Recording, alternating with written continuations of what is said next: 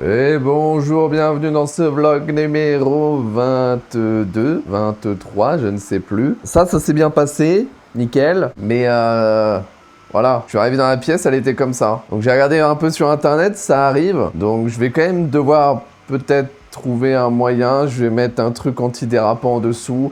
Pas la même chose que j'avais mis la dernière fois, juste un tout petit truc antidérapant pour tapis, j'en sais rien. Mais ouais, c'est vénère parce que heureusement que le bureau est très profond, parce que je pense que sinon, il y a un monde où elle est tombée. Hein. Bon, je vais la remettre droit, je vais attendre qu'elle finisse son impression, je vais la soulever, et je vais mettre un très fin truc antidérapant pour les tapis. Et voilà, bon, j'imagine ça va régler le souci. Peut-être le faire aussi pour l'AMS, parce que j'ai vu des gens dire que leur AMS est tombé de la table, à force de bouger. Enfin, c'est vrai que moi je suis là tout le temps, donc ça devrait aller. Mais faut éviter que ça fasse n'importe quoi non plus. Sur ce, moi je m'en vais continuer mes occupations et on se retrouve quand j'ai d'autres choses à faire. Alors, j'ai reçu un mail de Google Merchant. Donc Google Merchant, c'est ce qui me permet de lier la boutique Shopify à mon compte YouTube et donc que vous puissiez acheter directement via YouTube. Et apparemment, mon compte a été suspendu. Voilà, c'est sympathique. Et aussi le compte Google Ads associé à ça. En gros, il y a plusieurs choses. Déjà, apparemment, j'ai des performances limitées parce que j'ai pas mis de numéro MPN, de brand. Alors, branding, c'est faux, hein, j'ai mis l'atelier CTC. Après, c'est peut-être parce qu'ils ne trouvent pas l'atelier CTC sur Internet. Et du coup, ils se disent qu'il n'y en a pas, j'en sais rien. En tout cas, là, du coup, j'ai rajouté un numéro MPN à tous mes produits. En gros, ça, c'est un numéro que Google, il veut pour ensuite faire en sorte que les gens sur Google puissent retrouver le produit. En fait, ce que j'ai fait, c'est que le numéro MPM, j'ai mis le numéro SKU de tous mes produits. J'ai mis exactement le même. Et le vrai truc, c'est qu'apparemment, mon compte est suspendu pour non-respect des règles. Et ce que Google me dit, c'est pour misreprésentation. Le problème, c'est que ça veut tout et rien dire. J'en ai aucune idée. Parce que pour moi, le produit s'appelle support de clavier. La photo, c'est un support de clavier. Et, je sais pas. Vraiment, je n'en ai aucune idée. Donc, j'ai fait appel. Parce qu'à mon avis, bon, c'est un délire ou c'est un truc automatique, hein, comme d'hab, Google. Donc, j'ai fait appel. On verra ce qu'ils me disent. Mais je vois pas trop ce que j'aurais fait de mal. Après, c'est possible, hein, mais bon, comme ça, là, je vois pas. Donc, voilà, il y a un examen en cours qui dure plusieurs jours. Donc, on va attendre jusqu'à 5 jours, apparemment. Et on verra. S'il me débloque, il me débloque. Mais au moins, dites-moi exactement ce qui va pas. Parce que j'avoue que misreprésentation, ouais, bah je veux dire, moi le produit, c'est un support de clavier, il s'appelle support de clavier, je peux pas faire beaucoup plus, voilà. Alors si, pour être sûr, du coup, j'ai rempli aussi ça pour tous mes produits, les champs méta. Je crois que ça, il faut le remplir pour que tu puisses avoir les produits sur une boutique Google. Donc tu dois mettre la plage d'âge, la condition du produit, à qui ça s'adresse en termes de genre, et le numéro MPN. Donc moi, j'ai mis adulte, new, donc neuf, unisexe, parce que c'est pour tout le monde, et le numéro MPN, en fait, c'est le numéro du fabricant du produit. Mais vu que le fabricant du produit, c'est moi, bah, je peux mettre ce que je veux. Donc ce que j'ai fait, c'est que j'ai mis le numéro SKU que j'ai de base sur mes produits, qui est ici. Voilà, ici, j'ai créé un numéro SKU pour mes produits. Je vous ai déjà expliqué ce que ça veut dire. Hein. Ça veut dire support classique PLA, latte, sans dongle. Et du coup, je mets ça et j'ai changé ça pour tous mes produits. Et on va voir. Là, je vois vraiment pas ce qui me demanderait de plus que ce que je viens de faire. Donc je vous tiendrai au courant. C'est pas la mort, parce que c'est juste que j'ai pas ma boutique liée à Google. Quoique, si, je pense que c'est la mort, parce qu'en vrai, c'est tout Google Merchant qui est suspendu. Je sais pas trop comment ça marche. Je pense que vous pouvez quand même acheter sur Shopify, mais à mon avis, en termes de SEO et tout, ça doit me foutre un peu dans la merde. C'est toujours ça qui est un peu chiant avec les énormes entreprises comme ça. En fait, ils te suspendent ou ils peuvent d'un coup te fermer ton compte sans vraiment te dire pourquoi. Et moi, j'ai eu beaucoup l'habitude de ça avec Twitch, même si ça m'est jamais arrivé. J'ai quand même suivi Twitch pendant 12 ans, où vraiment, bah, en fait, du jour au lendemain, hop, tu peux perdre ta carrière parce que, bon, bah, il y a un truc, il y a un bot qui a décidé de fermer ta chaîne, et bah, après, vas-y pour te faire des bans. Hein. Faut envoyer des mails, faut machin, des trucs. Et c'est pareil pour YouTube, hein. Moi ça m'est jamais arrivé. Il y a plein de gens qui se sont fait ban leur chaîne YouTube pour rien, juste parce que le robot il a détecté un truc qui n'existe pas. Donc c'est un peu relou, mais bon, c'est comme ça, hein. Google ça reste exceptionnel et c'est grâce à eux qu'on peut ouvrir des boutiques, c'est grâce à eux que je vis de YouTube depuis 4 ans, donc je vais pas cracher sur Google. Mais c'est vrai que quand ça t'arrive, c'est un peu relou. Donc je vous tiendrai au courant, j'espère que ça va bien se passer. Bon, Bon, je vais aller manger. Bon, les deux imprimantes ont terminé ce qu'elles avaient à faire. Je vais essayer de retourner la A1, voir si je peux pas nettoyer les pads. Parce que vous voyez, là, elle a un petit peu bougé. Sauf que pendant l'impression, je l'ai remise au moins 4 fois. Si je l'avais pas remise, je pense qu'elle était par terre. Donc il faut que je trouve pourquoi ça fait ça. Et au pire, je vais essayer de mettre un truc dessous. Mais le problème, c'est que j'ai plus mes petits pads pour les tapis.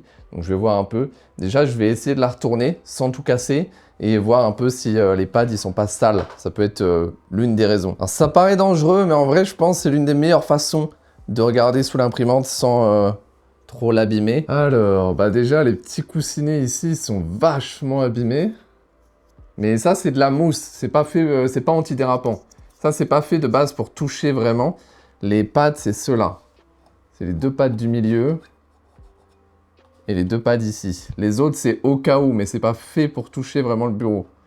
Mais ouais, ils sont pas ouf quand même. Pas le truc le plus antidérapant que j'ai vu de ma vie. Sinon, qu'est-ce qu'on en pense de la coller à la table? Mais la coller, pas avec de la glu, même si j'y ai pensé, mais avec ça. Vous avez un côté comme ça, un côté comme ça, et hop, vous mettez de chaque côté, et ça s'accroche. Oh, et ça s'accroche fort. Qu'est-ce qu'on en pense de ça? Je sais pas. Non, j'ai mes trucs là anti-dérapants pour les tapis.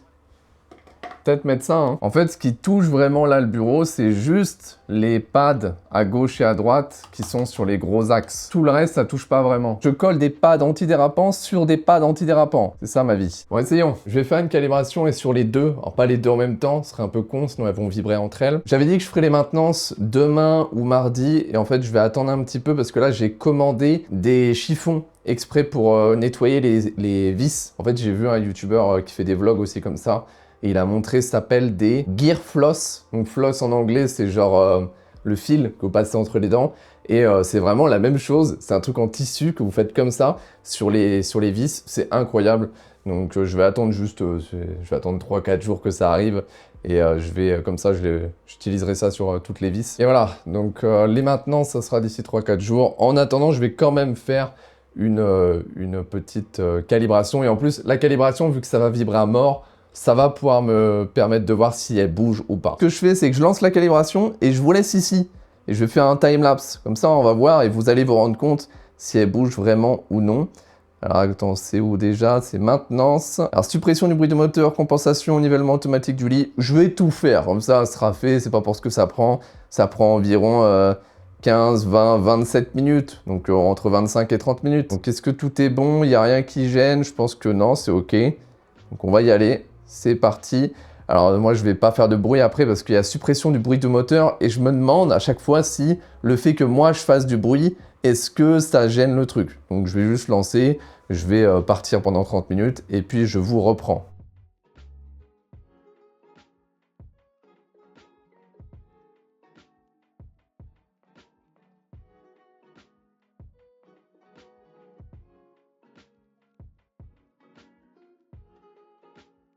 Petit update, j'ai fini la calibration sur les deux machines et j'ai relancé pour terminer 2 fois 2 emplacements. Comme ça va bien compléter tout ce que j'ai déjà fait.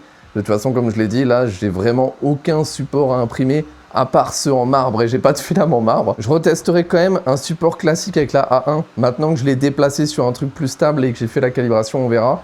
Et vous voyez, j'ai mis un petit papier là. Comme ça, c'est pour indiquer où elle est actuellement et voir si dans 1 heure, elle a bougé. Même si c'est un petit peu. Mais normalement, si ça fait comme tout à l'heure, je vais le voir. Au bout d'1 heure, elle sera au bord du précipice. Donc, on verra bien. Il est un peu plus de 18 h. Je viens de sortir la vidéo custom ton clavier du dimanche. Et bah, je vais aller manger là. Je vais aller manger tranquille. Et puis, on verra ce que je fais ce soir. De toute façon, là, je viens de lancer des impressions de 10 heures. Donc je vais rien faire à ce niveau-là. Et de toute façon, je vous dis, il va falloir que j'attende les filaments et on va pas faire grand-chose de plus. C'est important. Je viens de recevoir un mail de Google comme quoi je ne suis plus banni. Voilà. Par contre, GG, ça a été extrêmement rapide. J'ai fait appel et en 2-3 heures, hop, c'est bon. Ça a été enlevé. Comme je l'avais dit, c'était sûrement juste un bot qui n'avait pas compris mes trucs ou quoi. Et là, c'est bon, ça a été retiré. Donc je suis...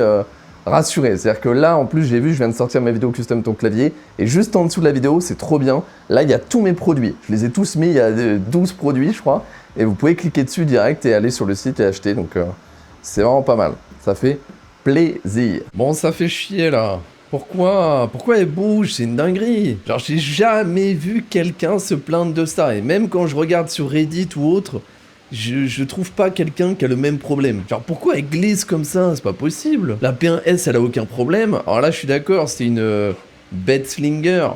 Mais attends, mais c'est pas normal. J'ai mis des trucs anti-dérapants sous tous les pads de l'imprimante. Faut que je la visse au truc ou... Ah, c'est chiant, là. Bon, je vais essayer de réfléchir à des solutions, mais c'est relou, hein. Bon, là, c'est vraiment le dernier clip avant de dormir. J'ai mis ça il y a 1 heure. C'est ce qui permet de mettre un rouleau au-dessus de l'imprimante. Et, bah, elle a pas bougé. Voilà. Juste le fait d'avoir 1 kilo dessus au milieu comme ça, bah, fait qu'elle ne bouge plus. Donc je pense que j'ai trouvé la solution. Et puis au final, c'est même bien pour moi, parce que si un jour j'ai envie d'utiliser un rouleau en dehors de l'AMS, bon bah c'est quand même pratique. Donc je vais laisser comme ça toute la nuit. J'espère que je vais pas la retrouver par terre. Mais pour l'instant, ça a l'air de fonctionner. Sur ce, je vous laisse. Merci d'avoir suivi ce vlog 23, je crois. N'hésitez pas à vous abonner, à liker, à partager tout ce que vous voulez. Et je vous dis à demain.